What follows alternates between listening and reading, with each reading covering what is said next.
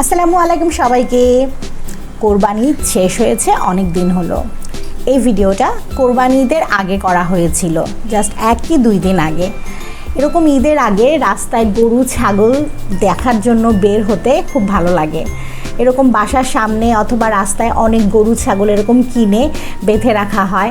আর আসলে সবার কাছে এরকম দাম জিজ্ঞেস করতে যে ভাই ছাগলের দাম কত হয়েছে, গরুর দাম কত হয়েছে, রাস্তায় হেঁটে হেঁটে এগুলো দেখতে আসলে খুবই ভালো লাগে। আমার মেয়েও খুব ইচ্ছা নিয়ে আসলে এগুলো দেখার জন্য বের হয়। আমরা অবশ্য মাঝে মধ্যে বের হই। তো সেখান থেকে রাস্তা দিয়ে ঘুরে ঘুরে গরু ছাগল দেখে আমরা আপুর বাসায় চলে গিয়েছিলাম। তো আমার আপুর বাসার গরুটার নাকের মধ্যে নথ পরানো ছিল।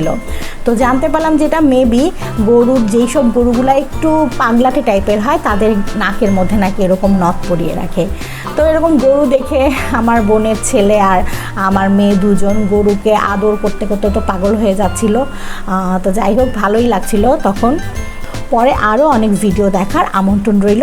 ভালো থাকবেন সবাই। ধন্যবাদ সবাইকে।